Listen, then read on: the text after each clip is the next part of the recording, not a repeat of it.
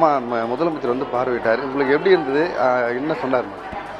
இங்கே எந்த குறையும் இல்லை சார், நல்லா பார்த்துக்கிறாங்க எங்களை. அவர் வருவாருன்னு நாங்கள் நினைக்கல, திடீர்னு வந்தாங்க. ரொம்ப ஷாக்கிங்காக இருந்துச்சு. நல்லா பேசினாரு.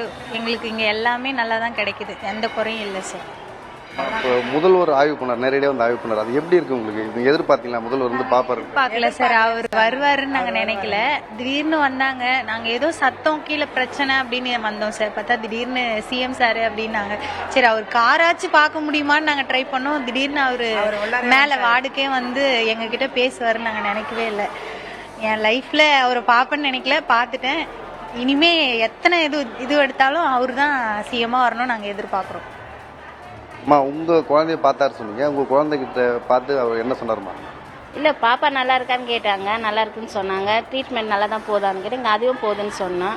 அவ்வளோதான், அதுதான் கேட்டிருந்தாரு. அதுக்கப்புறம் உங்களுக்கு நல்லா இதுவாக இருக்கா, கம்ஃபர்டபுளாக இருக்கானாரு. இருக்குதுன்னு சொன்னோம். இப்போ காலையில் ஒரு வீடியோ புகார் தெரிவித்து போட்டிருந்தாங்க, அது சம்மந்தமாக தான் பார்க்க வந்தாருன்னு சொல்கிறாங்க. இந்த மாதிரி தான் இருக்கா இல்லை எப்படி இருக்குமா இங்கே?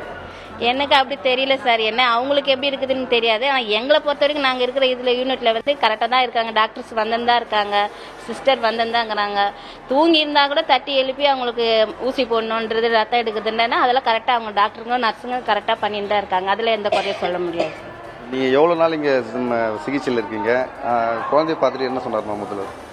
நாங்கள் வந்து எங்கள் பாப்பாவுக்கு ஹார்ட் ப்ராப்ளம் இருக்குது, எங்கள் பொண்ணுக்கு. அதனால் நாங்கள் கம்பல்சரி 14 நாள் இருந்துட்டு தான் போகணுன்னு சொன்னாங்க. நாளையோட 14 நாள் முடிஞ்சது. நாளைக்கு தான் டிஸ்சார்ஜ் எங்களுக்கு. பாப்பா நல்லா ஆரோக்கியமாக இருக்கான்னு கேட்டாங்க. நல்லா தான் இருக்குன்னு சொன்னோம் சார். வேறு ஒன்றும் சொல்லலாம்.